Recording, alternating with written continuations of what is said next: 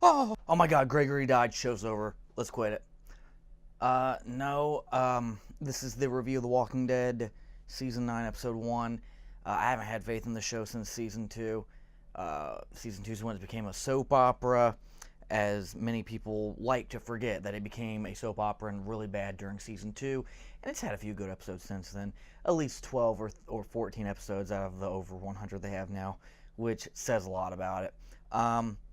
Anyway, Angela Kang took over. Scott Gimple is in charge, but doing all the Walking Dead universe, not mainly the main show. He does have influence. He does have ideas that he throws in. He actually wrote the episode where Rick Grimes dies. He co-wrote it with someone else. I don't know who the guy was. Doesn't really matter. So he is still involved, regardless of what people want to believe. So focusing on the episode 9x1. I don't know the name of this. I don't really give a shit because really I don't care all that much. Angela Kang, people are praising her all over Instagram, all over Facebook, all over YouTube. They're forgetting the episodes that she wrote are some of the worst ever. You say, well, four walls and a roof. You get 5 minutes of action at the end, like usual. That's the usual thing with The Walking Dead. It's 5 minutes of action, 2 minutes of action at the end of the episode. And people say, oh, it was a good episode. No. 5 minutes to 2 minutes of action at the end of an episode does not make an episode good if the rest of it's boring. And I've called her this. Angela Kang is the queen of filler episodes, of retarded speeches, and of random romances. Romances that come out of nowhere.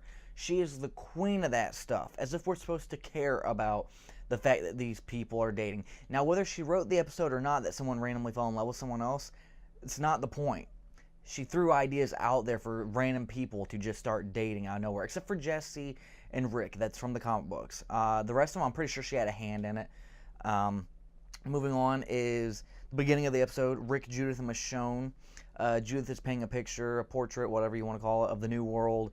Rick's watching, Michonne's helping, Judith talking to her. I thought that was a great, very great scene, very, very heartfelt. And the actress for little Judith is surprisingly good. I'll give them credit, surprisingly good. Eugene, Daryl, and Rosita are at the Savior compound. Daryl's in charge of the Savior compound, Eugene is in charge of operations, and Rosita is just there to be the hot booty cake. That's interesting. They put Daryl back there, and Eugene would still stay there after everything that happened.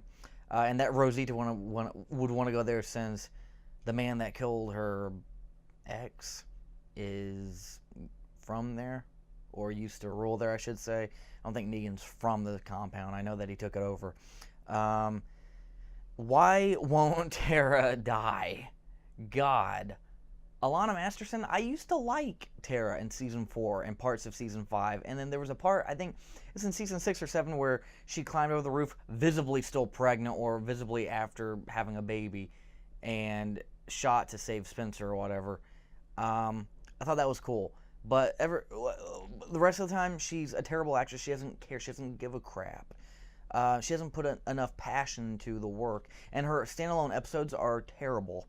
And I have a feeling that Scientology has a lot to do with that. Scientology and Hollywood are hand in hand, and I feel like that's another reason why they won't kill her off. One, she's a female, and two, Scientology. They do kill other females, but she is one of those extreme females.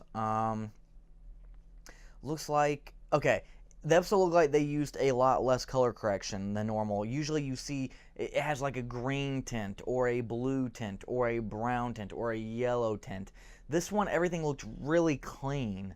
Almost like Fear the Walking Dead, where everything looks really clean, but you could still see some film grain, some noise, the little dots that move. But everything looks really clean. And the nighttime vigil for someone, which I'll get to later, the shirts that were blue really stood out. So I feel like I like that, but I feel like it distracted me because I'm used to the tints.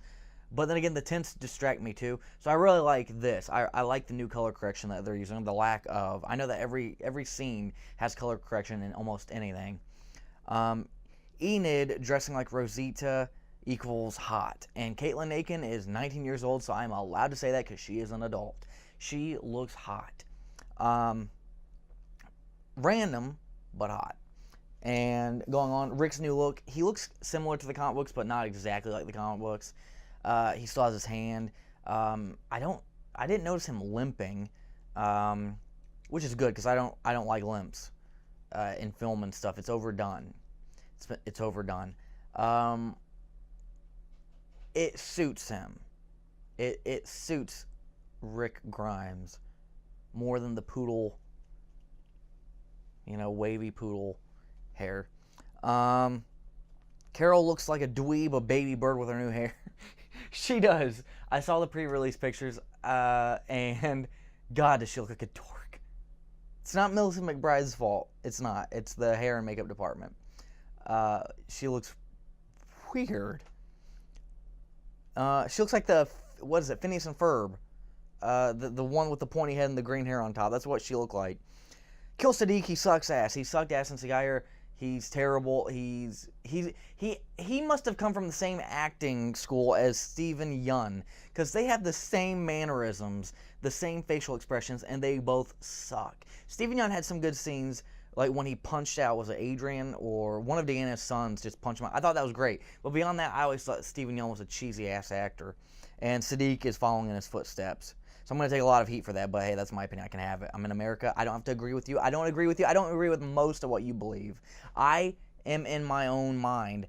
I have my own free will to think what I want to think. And whether you like it or not, I don't give a shit. Anyway, just getting that out there for when people are going to send me shitty comments. Out of the 100 walkers, okay, they go into this like school or museum or whatever, and there are hundreds of walkers on the glass. The glass breaks when they're trying to get this old Western, carriage pulled over the glass. It breaks. Ezekiel falls down. Hundreds of walkers. He gets pulled back up, and then he falls back down because they lose their grip, and then pulls back down. The glass is slowly starting to rip the rope. And he is surrounded by walkers, and they're just, like usual, in this show, most walkers will just do this. And just touch on someone's body, like their arm, and they won't even bite. They'll just...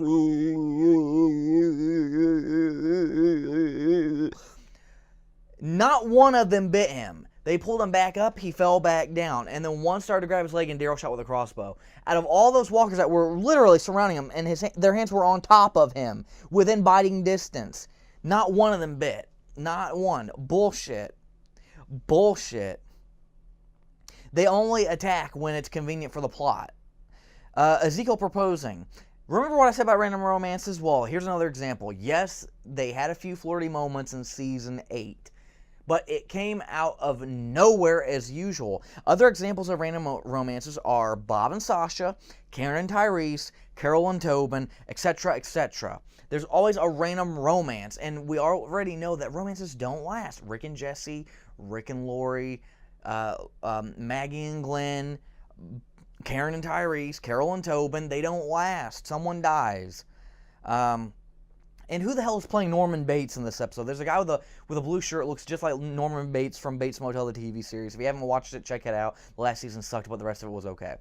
And he's random guy number 2 that shows up. There's 2 random guys, and he said that the horses need a break, and also got bit trying to save a horse stupidly. Like, God, really? You're this far into the apocalypse, and you haven't learned that it's... What? Jesus... Plot convenience. Someone had to die, and they had to pick someone random that we don't know shit about and that we don't care about, and we're supposed to feel something. That's what they do. This every year. They do this. We don't give a shit about people that have 1 or 2 episodes or 1 or 2 lines. We don't care. We're not going to go, oh my God, that guy died, and yellow shirt died, red shirt died, my titty balls died. We don't give a shit. We don't know who they are. And Norman Bates died unrealistically fast. So fast that I laughed my nuts off. I did. He was like... You know, the stereotypical death in TV shows and movies when they can't get a good actor or actress is that. And Gregory's comic book death was amazing. But again, the comics did it better. The comics did everything better except Lauren Cohan. Lauren Cohan is sexy. Lauren Cohan is sexy. She plays Maggie, if you don't know. But her acting is not really that great, which is weird. It was great in season 2, and then after that, it started to slack off a whole bunch. I did not like. I would not rewatch this episode. Like most episodes, I wouldn't rewatch it. I rewatched a lot of seasons multiple times, but since season 5, no, since season 4, I haven't really rewatched entire seasons. And I don't really like season 3, but I've rewatched it a whole bunch. But yeah, this one I wouldn't really rewatch it. I can't really scale it because I don't really like it, and I don't want to give them a number. I just don't like it, and that's my opinion. I'm allowed to have my opinion.